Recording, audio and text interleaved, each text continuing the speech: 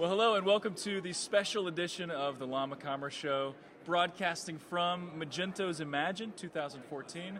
I'm Brett Curry, the lead strategist at Classy Llama, and with me are two other very special llamas, which I will introduce in just a minute. We will be broadcasting live from Imagine this year, bringing you what's going on right now in the Magento ecosystem, and as always, demystifying e-commerce into actionable, digestible bites. And so today we're talking about a very important topic, and that is paid search. So as a merchant, likely one of your most profitable forms of traffic is paid search.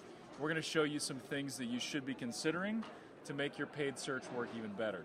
So with me today are two of our PPC managers. This is Austin Luther, Priscilla Soriano. Thanks for joining us, guys. Thank you. This is so much better than my usual co-host on the show, Kurt. He's very intense, but he also makes fun of me a lot. And I have a feeling you guys won't make fun of me as much on the show as Kurt does. Yeah, exactly. You guys are also a lot better looking than Kurt and much more charming than Kurt as well. But Kurt is actually busy. He's doing something called the keynote speech for Imagine, something along those lines. So he'll be joining us maybe for a later edition. But today, or right now, we're talking about paid search. And that could be a topic for an entire day. We could do, a multi-day seminar on paid search if we wanted to. But we're going to point out three things you should be considering as a merchant when it comes to paid search and trying to get the most out of that paid search. And so one of the things that we see all the time is that people don't have all of the tracking set up properly. And it's really hard to make adjustments and optimizations if you don't know the data, if you don't know what you're actually working with. So Priscilla, what are some of the mistakes that we see merchants making frequently in terms of not having the full picture with tracking the performance of their AdWords? Yeah, so something we see quite a bit is missing call tracking information. Yeah. Oftentimes, there are e-commerce sites that generate a lot of sales directly on the site, but there are many sales that occur off the site that if they aren't included with some sort of call tracking, it's possible that you might either be missing out on some good optimizations or even doing some things that might be counterproductive to the overall health of the program. Yeah. So that's something very important to keep in mind. Yeah, you may see some keywords or some ad groups that are just they don't appear to be performing well inside of AdWords, just looking at the conversion metrics that are there, but they could be driving a lot of phone calls and a lot of phone call conversions. So we found that if it's a business-to-business site or if it's a larger ticket item or something complex, we've got a friend and a client who sells wheels, but they sell really high-end wheels to do-it-yourselfers. And those people usually have questions. Like, before I buy this $4,000 set of wheels, I want to make sure that it's really for my car. Exactly. Yeah. So call tracking is critical. And you're right, Priscilla, if you don't have that set up, you could make either the wrong moves or some uninformed moves, and they could be bad, for sure. Also, what are some other things we see in terms of mistakes that merchants make in terms of not getting the right tracking set? Yeah, I think one thing we see a lot is older versions of Google Analytics. Yeah. For example, even mobile sites that have different Google Analytics IDs on it, they didn't check their mobile responsive site. So just making sure that everything is coordinated and synced up, maybe going with Universal Analytics to get a little bit more up to date. Yeah, we love Universal Analytics. It's out of beta now, and so it fully supports remarketing, which it didn't in the beginning, but now Universal Analytics appears to be awesome. We're really excited about that. We do run into merchants sometimes that will have an old GA account. They'll switch sites or something will happen. They'll get a new GA account. So now when we're trying to look at historical data, we've got two places to grab from, and it becomes really confusing. And so making sure that that's all set up properly, as simple as that may sound, just to make sure that it's collecting all the data the right way. What's another thing that could be a real indicator of success with AdWords, but that a lot of merchants fail to track? So another really important thing to keep in mind is that there are other valuable actions aside from just transactions on your site. You might want to look at newsletter signups, email contacts, anything that might be of value to the merchant. It's very important to track those and see how that rolls into the bigger picture of the health of the program. Goals. Setting up goals. Absolutely. Goals. They could be tracking a video view even. But also, I love the idea of the email sign-up. Email is not sexy anymore, and it's not that exciting to talk about, but it is a workhorse when it comes to e-commerce. And so figuring out what is it worth to have one more sign-up to your newsletter, your email list, and you should know that number. Right? We've got some clients who email 2 or 3, 4 times a month, And they know roughly, each time we send out a promotion, we're going to generate X in sales based on this many people on our list. So then they can calculate for each person that we add to the list, we're making an extra couple dollars, whatever the case may be. So having that metric in there, because there may be some broader keywords that may not lead to a sale right now, but they're a great way to get someone into your funnel and getting someone introduced to your business and onto your list so you can sell to them later. So making sure you got that complete picture, because if you don't have the complete picture, you're at a loss, we're at a loss, we can't do what we're supposed to do. You get optimizing correctly. Yeah, which is not fun at all.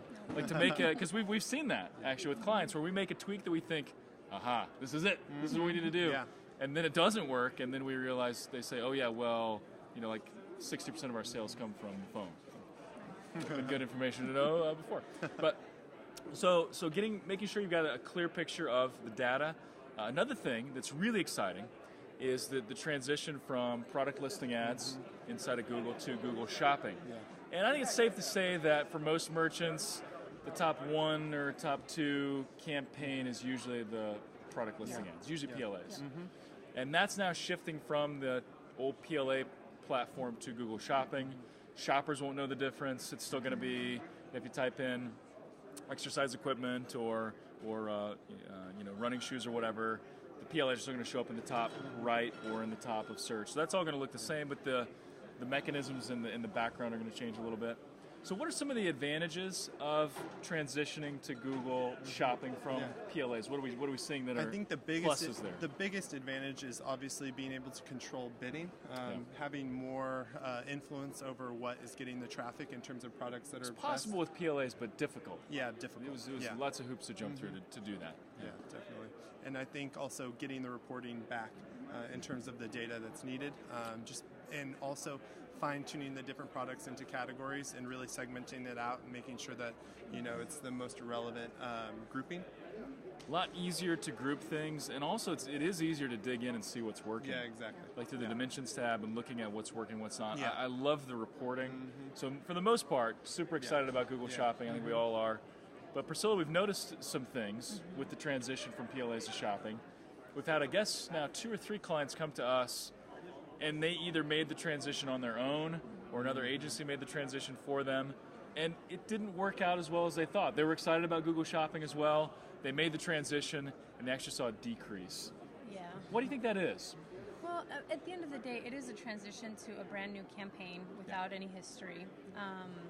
And I think we're all still in the learning process. Everybody is, everybody. It's been rolled out pretty recently.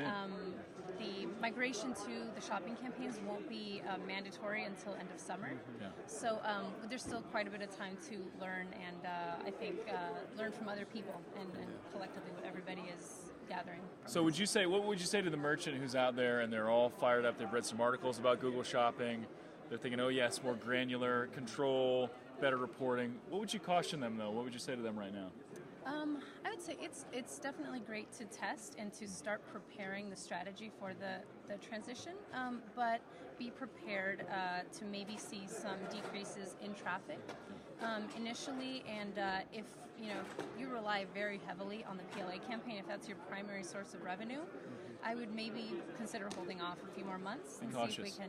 So either hold off, or there may be another approach to take too that's kind of a gradual approach. Talk about that just briefly. Yeah, so with one client, we actually, they had transitioned over Google Shopping on their own and saw a pretty big decrease in the traffic. So what we did was we decided to run their old PLA campaign and their new shopping campaigns in parallel.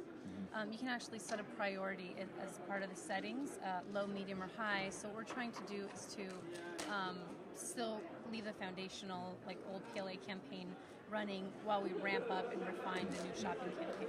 That way it's not such a shock to the account, and you can kind of gradually build up. So that's an option as well. So overall, very excited about Google Shopping, but it's not just press a button and all is happy and all is well. Some things to consider. So our third thing and our final thing we'll talk about in this episode, when looking at how to optimize your paid search, this may not totally fit into the category, but I think it does. And that's YouTube Trueview Ads. So Trueview Ads, those are on YouTube whenever you're watching your favorite video, whether that's a cat video or a Justin Timberlake video or whatever.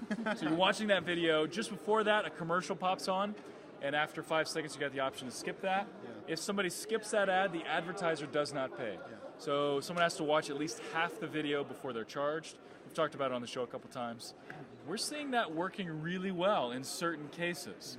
And the reason I feel like this ties into paid search is because you can target your video to only people who are actively searching for what you offer. Or a better way to think about that is they're searching for a solution that you provide. So maybe they're not searching for your product, right? In AdWords, they may be searching for your product. They want this style of running shoe, or they want this tool or whatever. On YouTube, they may be saying, how do I fix X? How do I lose weight? How do I soundproof my basement? Well, whatever. They're searching for a solution, and you can run your ad to answer that solution. And what we've seen, we've got a client we've been very targeted with their Trueview, really paying attention to good keywords that people could be searching, solutions people could be searching for before they make a purchase.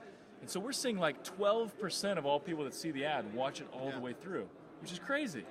We're also seeing the click-through really high as well. So, and you're only paying by the view, you're paying 6 cents to 15 cents per view. You're not paying by the click, but we can still see the clicks. So we invested X amount in the month, we got this many clicks. And the clicks are less in YouTube sometimes than they are even in AdWords. Yeah.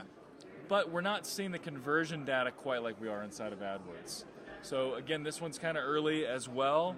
This is something where we're looking at and testing ways to really make this work. So creating custom landing pages. So if you've got this, so if you're running your commercial before a solution video, someone's typing in, how do I soundproof my basement or something, now you've got a video that maybe answers that.